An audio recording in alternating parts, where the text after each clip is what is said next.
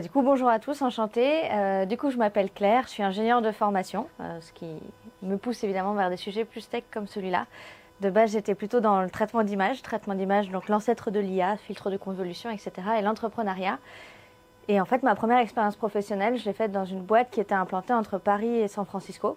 Ce qui a fait que du coup, c'est aux États-Unis que j'ai découvert le product management, où je faisais du pilotage de projets stratégiques. Et après en avoir fait 4-5 qui se ressemblaient fortement, on a décidé justement de transformer nos projets en produits. Je suis restée 3 ans du coup dans cette boîte-là avant de passer chez Supermood, qui est une start-up SaaS B2B RH qui est toujours existante d'ailleurs, qui est à Paris, où je suis rentrée first PM quand il y avait juste les 2 fondateurs, pas de dev, rien du tout. Et je suis restée avec eux pendant 5 ans et donc on a fait croître les équipes. Et donc finalement j'étais CPO avec le management des équipes produits, design et support. Donc tout le pôle expérience client. Ça fait 2 ans maintenant que je suis freelance. Je suis freelance en tant que CPO, fractionnel dans le sens c'est à temps partiel. Parce que je vais faire à la fois de l'intérim, du coaching, en tout cas des missions plutôt courtes.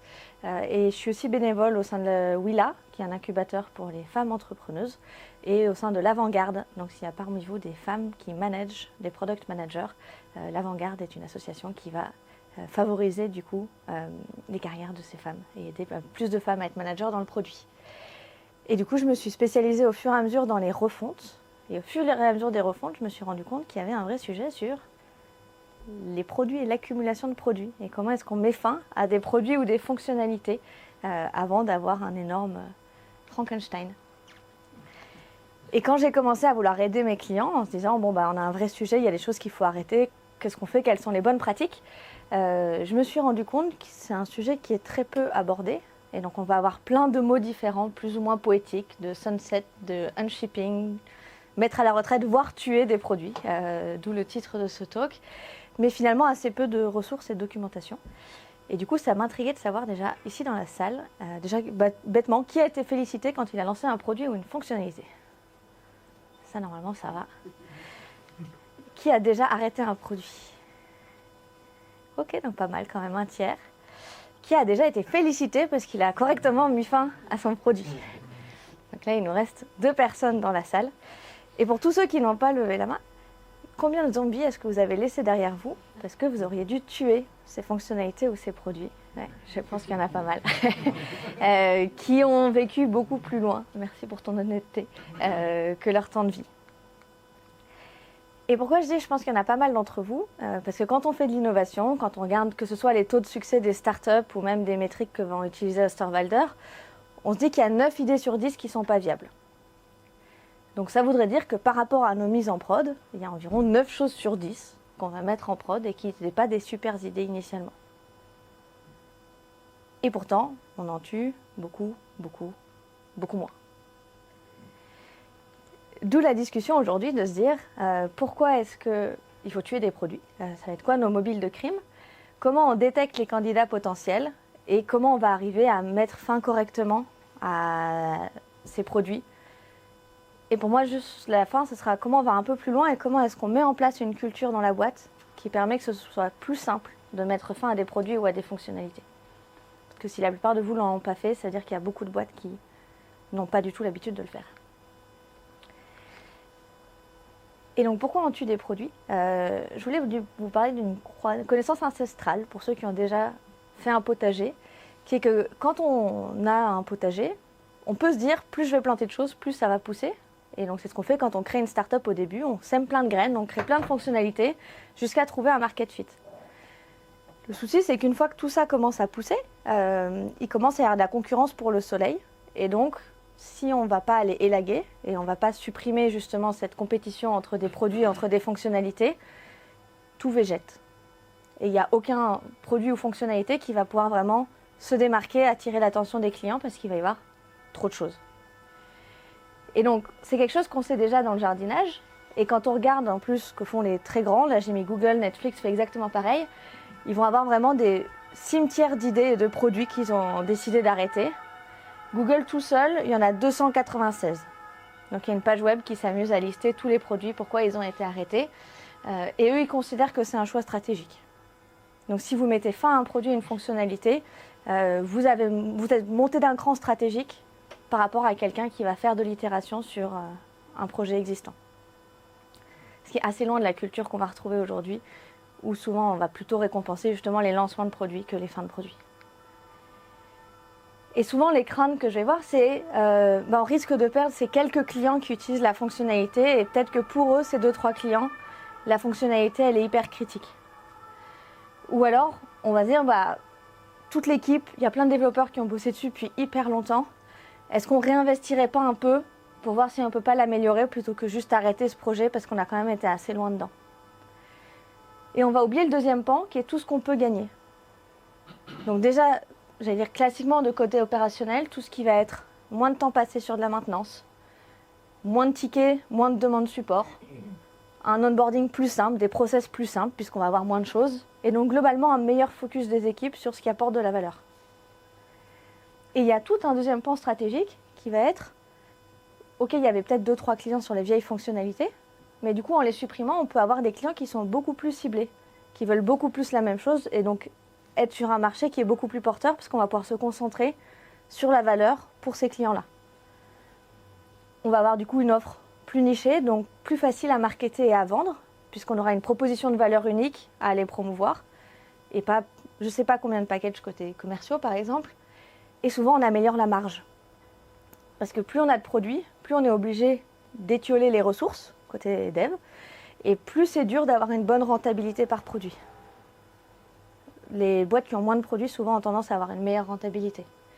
Et donc quand on veut aller vers des stratégies plus efficaces, plus rentables, on va commencer à parler de management de portefeuille de produits. Et c'est exactement pareil au niveau management de fonctionnalités. Et de se dire globalement dans la durée, qu'est-ce qui est rentable, qu'est-ce que je garde, qu'est-ce qui apporte suffisamment de valeur pour que je le garde dans mon cœur produit. Et si on parle vraiment chiffres concrets, je pense que beaucoup d'entre vous connaissent Mixpanel, surtout ce qui est data analytics. Mixpanel, il y a quelques années, ils faisaient de la data analytics, ils faisaient aussi toute une partie product tour, sur lequel ils avaient beaucoup de clients. Donc c'était un vrai gros risque business. Et ils ont décidé, parce que justement de manière stratégique, ils s'étiolaient entre les deux, de se dire, on sait qu'on est très bon sur la data, on est dans un des top 5 du product tour, mais il faudrait encore beaucoup d'efforts pour arriver à être top 1. On va supprimer cette verticale. Et du coup, leur VP Product et Design, quelques années après, s'est dit, ce qu'on a réussi à faire, c'est tripler notre NPS. Parce qu'en concentrant les ressources sur un produit, on s'est dit, on veut une super qualité, on veut être les meilleurs sur la data produit. Et donc, ils sont vraiment arrivés dans les leaders marché aujourd'hui. Ils ont amélioré leur fidélisation, puisque du coup, les seuls clients qui étaient chez eux voulaient la meilleure product data du marché. Comme ils étaient premiers sur ce marché-là, c'était beaucoup plus simple de fidéliser qu'avec cet autre produit sur lequel ils étaient top 5, donc ils avaient toujours un risque de perdre des clients face aux concurrents. Ils ont augmenté leur taux de réussite, leur closing rate, puisqu'encore une fois, sur leur seul produit, ils étaient les meilleurs. Et évidemment, beaucoup moins de tickets et de coûts d'assistance, puisqu'ils ont supprimé ce produit et donc toutes les requêtes associées. Et donc ça peut paraître du wishful thinking de se dire plus je supprime des produits, plus je me concentre sur mon cœur, plus je vais aller de l'avant. Mais concrètement, là, vous avez un exemple que ça fonctionne stratégiquement de faire ce choix. Et donc, comment on s'aide et comment on se dit, tel produit ou telle fonctionnalité, c'est une fonctionnalité que je dois enlever versus une fonctionnalité que je dois garder. J'ai catégorisé globalement 3 gros indices, 3 grosses catégories dans lesquelles on va pouvoir se dire, ce produit ou cette fonctionnalité manque d'impact. Première catégorie, tout ce qui est stratégique. Quand je regarde la stratégie de la boîte, est-ce qu'on est en train de soutenir cette stratégie? Ou est-ce que c'est un peu un side project? Si ce n'est pas le cas, ou même si c'est le cas, est-ce que ça fait partie des valeurs clés de la boîte, où les clients vont venir acheter le produit pour ça? Ou pareil, est-ce que c'est quelque chose de subsidiaire?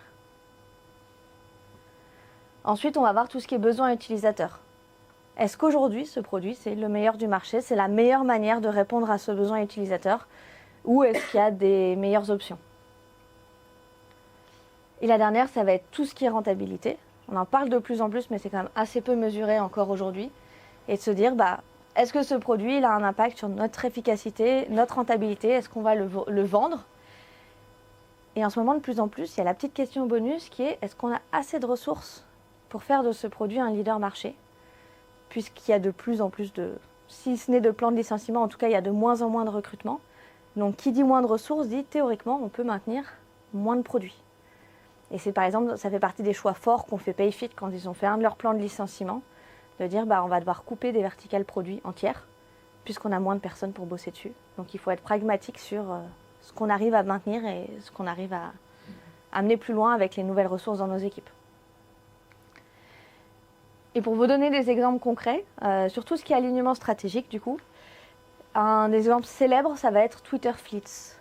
Donc pour ceux qui utilisent Twitter, c'était une petite application qui permettait de s'envoyer des MP sur Twitter.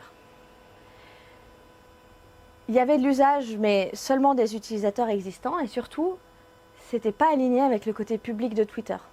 Parce que Twitter s'était dit, contrairement à du Facebook ou autre qui va encourager le réseau privé, et de se dire je vais parler avec un réseau d'amis, Twitter voulait avoir du contenu accessible par tous et pour tous, et être vraiment cette plateforme caisse de résonance. Et donc on se retrouve avec un produit qui n'est pas aligné avec la stratégie d'entreprise, et qu'ils ont décidé de retirer du marché. Dans les personnes que j'ai pu accompagner, donc j'étais sur un CRM qui avait une cible industrielle plutôt enterprise gros client. Et ils avaient un produit freemium, un produit d'accès. Et le problème, et c'est souvent le cas d'ailleurs du freemium quand on a de l'enterprise, c'est pas aligné avec la stratégie d'acquisition, parce que du coup on va avoir un freemium, ce qui attire surtout du SMB et du mid-market, pour signer de l'enterprise où en fait on a besoin de sales qui vont aller vendre et signer les gros deals. Surtout ce qui est besoin utilisateur, si je prends Google par exemple, ils avaient une redondance entre Google Chat et Google Hangouts. Et ils avaient un problème avec leur chat qui était que pour que ça fonctionne bien, il fallait que tout le monde l'ait sur son téléphone portable. Un peu comme la messagerie Apple, où si vous avez 2 téléphones Apple, vous avez des accusés de réception, vous pouvez modifier les messages, etc. Ils ont voulu faire pareil avec leur Google Chat, sauf qu'il était sur Android, que sur Android, chacun peut décider ou pas d'installer l'application et d'en faire une application favorite. Et en plus, c'était moins friendly que d'autres apps de messaging. Donc ils étaient en concurrence directe avec des Telegram ou autres. Pareil, du coup, fin de ce produit par Google. Et si on parle vraiment d'usage pur, moi j'ai vécu le passage dans des boîtes qui avaient des SIRH du hiérarchique au matriciel. Et donc on passe d'un mode où chacun a un manager qui est un manager très hiérarchique, arrive le Covid, beaucoup de gens passent en full remote, les gens parlent de plus en plus d'équipes projets et ont besoin de plus d'interactions puisqu'ils sont plus dans le même bureau. Et là du coup une partie des fonctionnalités qui reposaient trop sur le hiérarchique ne répond plus aux besoins à date des utilisateurs.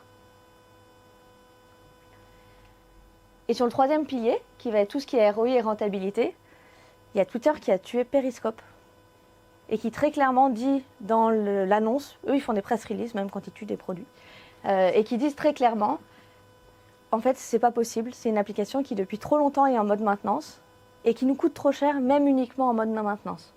Donc même sans rien sortir en fonctionnalité, c'est pas une application qui est rentable et pérenne, et donc on va arrêter Periscope.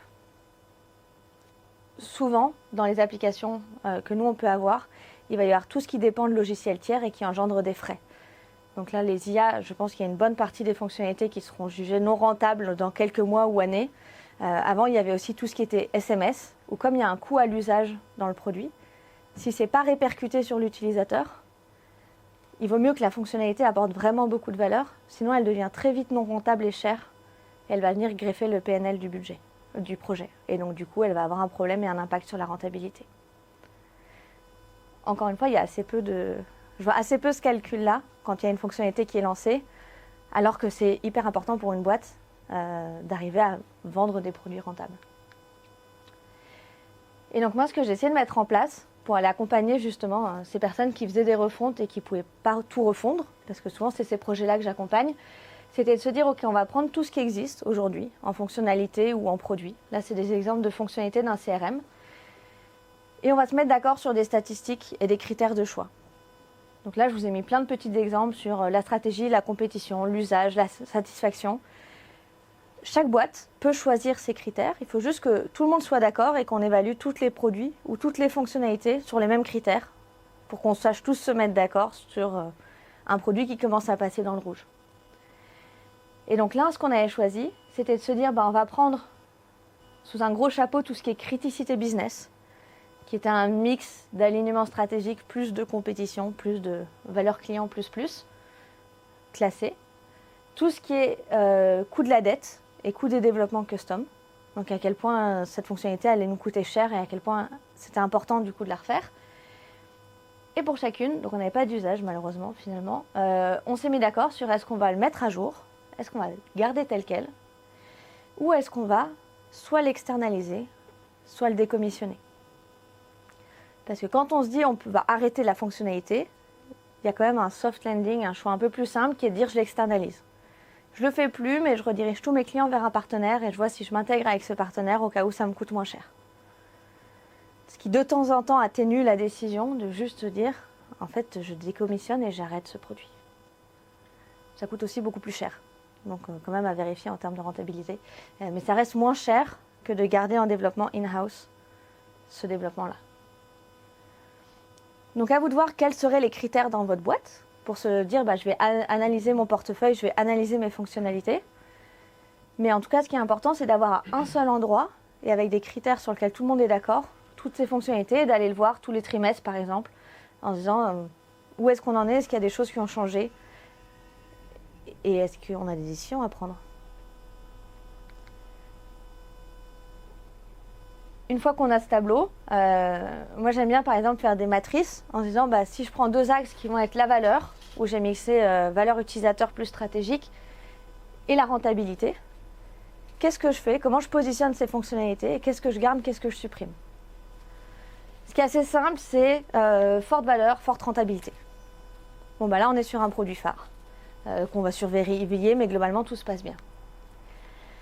Quand on a une forte valeur, une mauvaise rentabilité, commence à se poser la question du positionnement du produit. Est-ce qu'on a un sujet sur le pricing? Est-ce qu'on a un sujet sur la manière de le faire? Est-ce qu'on a choisi de le mettre gratuitement pour faciliter l'acquisition? En tout cas, on commence à avoir des choix stratégiques liés à est-ce qu'on va garder ou pas ce produit. Quand on n'a pas de valeur et une très bonne rentabilité, c'est un peu un problème de riche, puisqu'on a un produit qui ne sert à rien mais qui rapporte beaucoup d'argent. Souvent, c'est quand même des produits qu'on a envie de garder dans le portefeuille, puisqu'ils sont super rentables. Et la seule question, c'est de se dire, est-ce que j'ai bien prévu qu'un jour, cette manne d'argent allait diminuer, si jamais il y a un produit concurrent qui apporte plus de valeur, ou est-ce que j'ai une option de le pérenniser pour arriver au fur et à mesure à remonter sur un produit qui apporte un peu plus de valeur et pas risquer de perdre cette manne d'argent qui arrive tous les mois. Et vous me voyez venir, mais évidemment, ceux qui ont une faible valeur et une faible rentabilité, c'est tous ceux sur lesquels il faut avoir la difficile discussion de qu'est-ce qu'on en fait. L'avantage d'une matrice, c'est que vous les placez les uns par rapport aux autres. Évitez juste de tomber dans l'écueil où on arrive à tout caler dans le orange et dans le rouge en collant un peu tout. Dans ce cas-là, décalez vos barres jusqu'à en avoir sur lequel on a une discussion d'est-ce qu'on les garde ou est-ce qu'on les garde pas. Je préfère le préciser au cas où, mais parce que je l'ai vu 2-3 fois avec des produits un peu partout et aucun candidat potentiel sunset. Et pour vous donner un exemple concret, du coup, sur le CRM, on s'était dit, ok, notre produit fournisseur, on est sur un CRM industriel, donc la gestion des fournisseurs, c'est hyper important. Ça a de la valeur au point que les gens sont prêts à payer plus cher pour avoir ce produit-là. Et en plus, du coup, il était rentable. Donc sur celui-là, pas de problème, on vérifie, on l'améliore, on itère. Notre produit SIRH, on avait un souci de rentabilité. Parce que comme il y a beaucoup de SIRH sur le marché, on se retrouve avec un outil qu'on ne peut pas pricer cher. Et pourtant, nous, ce n'est pas notre cœur de métier. Donc, on va devoir commencer à payer pour le rentabiliser. Après moult débats, finalement, il est resté une toute petite partie du SIRH pour les clients qui n'avaient pas suffisamment de moyens pour avoir un SIRH. Et tout le reste, tous les grands comptes ont été externalisés via des partenariats avec d'autres SIRH déjà utilisés. Sur la brique marketing, il y avait un vrai sujet, parce que on est sur de la PME industrielle, et se poser la question de tout ce qui était marketing digital. Où est-ce que je vais chasser? Est-ce que je vais aller chasser sur LinkedIn, mes prospects? Est-ce que je vais aller faire des campagnes Google Ads? Tout ça, c'est des choses qu'il n'y avait pas. Et du coup, ce qui était offert aux clients, c'était encore du marketing à l'ancienne. Donc, je vais te dire qui sont nos prospects autour, et puis tu vas pouvoir aller les chasser. Comme c'était une brique qui était extrêmement rentable, parce que pareil, elle était payante, mais que ça coûtait beaucoup trop cher d'aller dire on va aller s'intégrer à LinkedIn, à Google Ads, etc. choix est de continuer à surveiller et de voir à quel moment on finit par perdre la brique. Ou faire un partenariat ce jour-là avec un autre outil de marketing. Mais en tout cas, on a fait le choix de ne pas le faire en interne.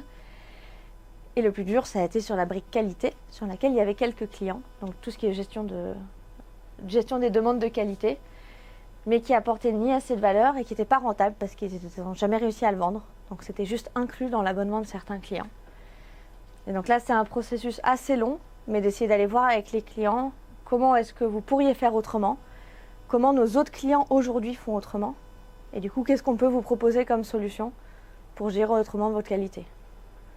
La solution simple, c'était un Google Doc ou un Excel, ce que faisaient 90% des clients, mais ça demande un certain accompagnement. Le pire, c'est de ne pas choisir. Parce qu'une fois que je vous dis ça, donc ça s'appelle d'ailleurs le Sunken Cost Fallacy, qui est, en fait, j'ai déjà mis de l'argent dedans, donc pour l'instant, je vais le garder. Et puis c'est pas grave, on ne payera pas beaucoup en maintenance, mais tant qu'il est là, autant continuer à le garder là. Et ça, je vous avais dit tout à l'heure, mais ça coûte de l'argent en termes quand même de bande passante, parce que c'est rare, il n'y ait personne dessus. Ça coûte de l'argent en support, ça coûte de l'argent sur... Juste, il y a des gens qui pensent que ce truc existe, et de temps en temps, il y a des requêtes où il y a des plaintes. Et donc, il y a un vrai sujet de choix, ou en tout cas de se mettre d'accord sur ces produits qu'un jour on va tuer. Et je dis un jour parce que ça coûte cher de tuer un produit. Et donc il faut quand même qu'on ait tous conscience de dire, quand on se dit « Ah bah oui, dans ma matrice, on a dit que ça ne s'utilisait pas, je le vire », il y a quand même un minimum de coût sur combien de clients on va perdre, combien ça va nous coûter de retirer cette fonctionnalité. Est-ce qu'on va devoir faire du marketing? Est-ce qu'on va devoir parler avec des partenaires? Mais en tout cas, on est tous d'accord sur le fait qu'un jour, cette fonctionnalité-là, elle va vers sa fin. Donc on arrête de la vendre, on ne promeut pas l'usage, voire on le cache de plus en plus dans le logiciel jusqu'à ce qu'elle meure de sa belle mort, si on ne veut pas faire tout un plan marketing. Et du coup, je vais faire pour Mathieu Segui la petite citation à Antoine de Saint-Exupéry, qui est que du coup, la perfection, elle est atteinte non pas quand il n'y a rien à ajouter, mais quand on a réussi à être à un point où il n'y a rien à retirer. Ce qui fait un produit extrêmement ciblé.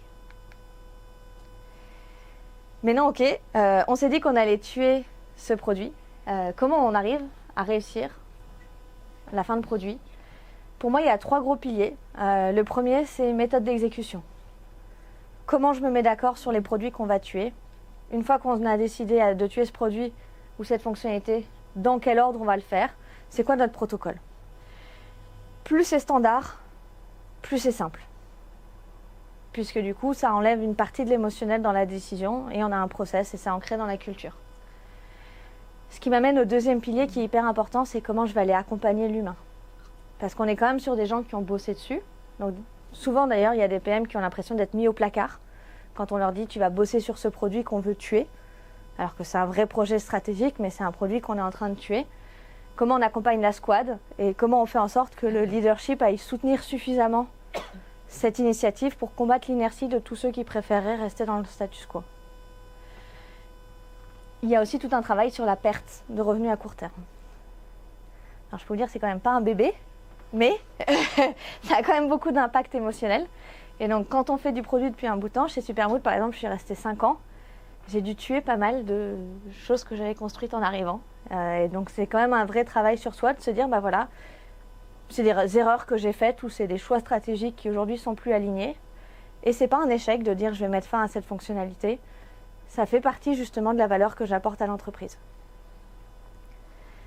Et post-mortem, une fois qu'on s'est dit ok, on l'a tué, comment on apprend? Comment on apprend de tout ça? Comment on ancre dans la boîte le pourquoi on a tué le produit? Est-ce qu'on a des apprentissages utilisateurs sur le marché qui ont changé? Comment on aide à prendre du recul et à valoriser ce choix long terme? Comment on se dit, voilà, c'est un vrai choix stratégique. Un exemple simple, c'est de se dire, bah, si quand on crée une fonctionnalité, se pose la question de make or buy, qu'est-ce que je fais, qu'est-ce que j'achète? Peut-être que dans ce produit que j'ai tué, il y a certains indicateurs que je vais rajouter dans ce standard-là pour que la prochaine fois, on penche plus sur le buy, ou ne pas faire d'ailleurs, que sur le make. Mais en tout cas, comment on apprend de tout ce qu'on arrête pour éviter de refaire la bêtise, mais non, c'est pas une bêtise, refaire ce choix la prochaine fois. Et du coup, que font l'équipe produit? Le PM au début, assez classique, il consolide des données, il benchmark ses fonctionnalités, il consulte ses partenaires. Normalement, c'est quelque chose que vous faites même pour de la création de produits. Pareil pour le choix, tout ce qui va être, je facilite la prise de décision, je communique, je prépare le delivery. On reste sur un boulot de PM classique. Juste, on est en train de mettre fin à une fonctionnalité plutôt qu'en créer une. Là où souvent c'est plus compliqué, c'est cette fin de cycle. Comment je vais aller gérer le suivi d'impact de ma décision? Comment je vais partager les apprentissages, les retours clients? Comment je gère, tiens, tel client, on a des retours super négatifs, est-ce que je partage tout? Ou est-ce que je vais faire un filtre et je vais faire une synthèse? Et donc, une partie de gestion de la com interne et une grosse partie product marketing sur comment je gère justement cette fin de vie côté client et côté ops. Et ça, c'est quelque chose qui est plus complexe et sur lequel, du coup, on peut tous apprendre en tant que product sur comment est-ce qu'on va gérer et accompagner les clients pour ne pas laisser les équipes marketing seules face à cette décision de on stoppe cette fonctionnalité. Et si je reprends du coup la brique SIRH du CRM qu'on a décidé de supprimer, donc on s'est mis d'accord sur ok, qu'est-ce qu'on garde ou qu'est-ce qu'on garde pas comme fonctionnalité. Go no go du COMEX, donc jusque là on est sur un truc assez classique, avec là un choix COMEX qui a été de dire non, vous ne pouvez pas tout supprimer, faites un partenariat pour la remplacer. Et là où c'était intéressant, c'est après de se dire ok, qu'est-ce que ça veut dire on a réussi à tuer cette fonctionnalité. Et nous on s'est mis d'accord sur deux choses. La première c'est le pourcentage de clients qui arrêtent d'utiliser la brique au fur et à mesure. Donc ça c'est juste un suivi de progression et de se dire on est en train d'avancer vers cette fin de vie de produit même si c'est long.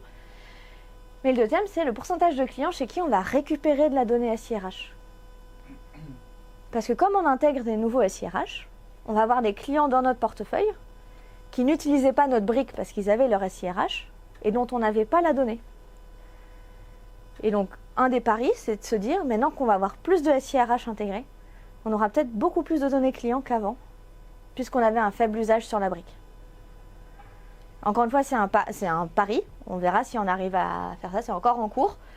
Mais c'est une manière de se dire, bah voilà, comment stratégiquement je valorise ce choix de mettre fin à cette brique-là pour que ce soit plus simple la fois d'après. Et on arrive du coup à comment je deviens cette équipe de killers qui est capable, de manière plus simple, de supprimer des fonctionnalités, de supprimer des produits. Sur les KPI, on avait parlé de rentabilité, de satisfaction, d'allocation des ressources. C'est toutes des KPI que vous pouvez utiliser pour mettre en avant la fin du produit. Et donc on peut regarder sur quel KPI on va avoir un impact et qu'est-ce qui fonctionne bien ou moins bien.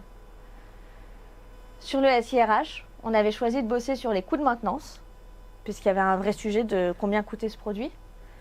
On avait travaillé sur le temps d'onboarding, parce qu'on s'était rendu compte que les équipes passaient beaucoup de temps à expliquer ce nouveau SIRH, et donc ça rallongeait l'onboarding client. Et on s'est dit que sans cette brique, on allait pouvoir être beaucoup plus rapide et en pratique faire payer plus vite les clients, puisqu'ils ne payaient qu'à la fin de leur onboarding. Un sujet de performance du logiciel, pardon, mauvais bouton, et un sujet de rétention client. Pareil, l'hypothèse était comme notre SIRH n'est pas bon, c'est un des produits sur lequel on a un mauvais NPS, donc peut-être qu'en le supprimant, on va réussir à garder des clients plus intéressés par notre cœur, voire en intégrant d'autres SIRH. Souvent, quand on a un logiciel qui est plus intégré, il est plus dur à débrancher. Donc on va améliorer notre rétention, ne serait-ce que parce qu'on est intégré avec d'autres acteurs de l'industrie et donc on fait partie de leur écosystème de logiciels. Et si je peux vous donner un retour sur ce que j'ai pu voir dans des boîtes qui arrivent justement à supprimer des produits, si je le fais à la Marie Kondo, en gros, c'est je vais m'engager à ranger ma chambre régulièrement. Je vais faire en sorte que ce soit une culture. Donc une fois que j'ai fait un premier grand ménage, je vais continuer à le faire de manière régulière pour ne pas réencrasser. Avant d'ajouter quelque chose, je vais me poser la question de qu'est-ce que je retire. Normalement, notamment si je me dis je vais améliorer telle fonctionnalité, est-ce que tant qu'à l'améliorer, il n'y a pas autre chose qu'on peut supprimer dans le même lot, dans la même release, et comme ça on peut dire bah, on a enlevé ça mais c'est pour rajouter ça, ce qui facilite le market. Est-ce que je vais essayer de trier par catégorie, du coup là dans ce cas-là mes fonctionnalités ou mes produits, pour faciliter encore une fois le rangement. Et il y a la notion de protocole. C'est un protocole, c'est simple, je sais dans quel ordre je fais les choses, et donc je peux être beaucoup plus mécanique sur la manière de faire. Elle a un point qui je trouvais assez intéressant qui est sur la valeur émotionnelle. Donc Marie Kondo, c'est une pro du ménage, pour ceux qui ne la connaissent pas, et du nettoyage et rangement de la maison, qui a fait un assez gros buzz depuis quelques années. Elle a une question sur la valeur émotionnelle.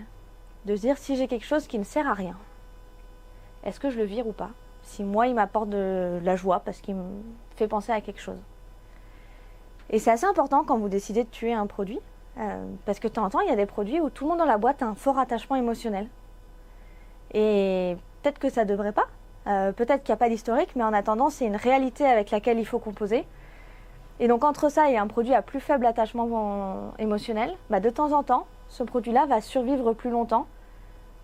Et c'est OK, parce qu'on reste dans une entreprise avec des humains, et donc c'est quelque chose à vraiment pas négliger dans cette approche beaucoup plus mathématique que je vous ai proposée sur mettre fin de vie à un produit.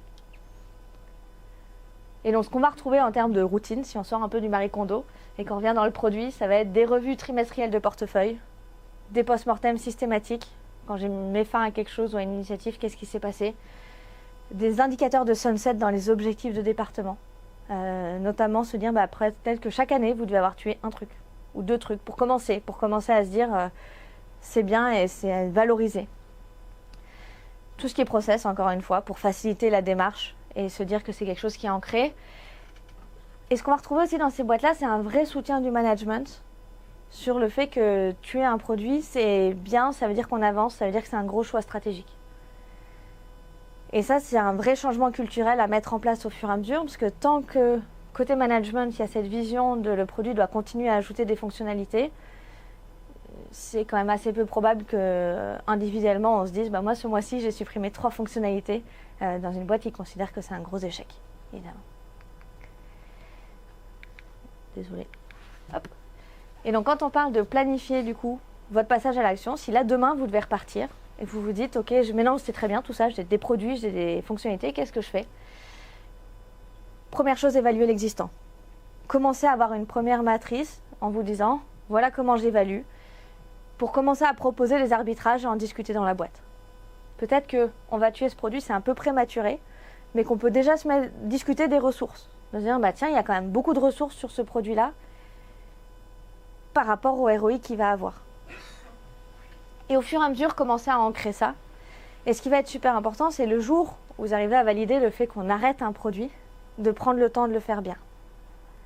Et de prendre le temps d'accompagner les clients, de maîtriser son premier crime, parce que c'est ça qui va aider la boîte derrière à se dire ok, on peut le faire, on peut y arriver.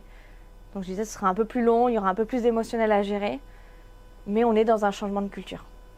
Donc ça s'accompagne. Et pour moi, le gros choix à faire, c'est qu'est-ce que vous voulez devenir demain? Vous pouvez décider d'être un pizza, kebab, sushi, et j'aurais pu en rajouter, parce que tacos, tout ce que vous voulez. Ou vous pouvez décider d'aller vers un resto qui est plus type restaurant Michelin. Mais dans le deuxième cas, il y a une très faible carte, voire un menu unique. Et voilà ce qu'on peut vous offrir de meilleure qualité aujourd'hui. Et ça, c'est votre choix. Merci.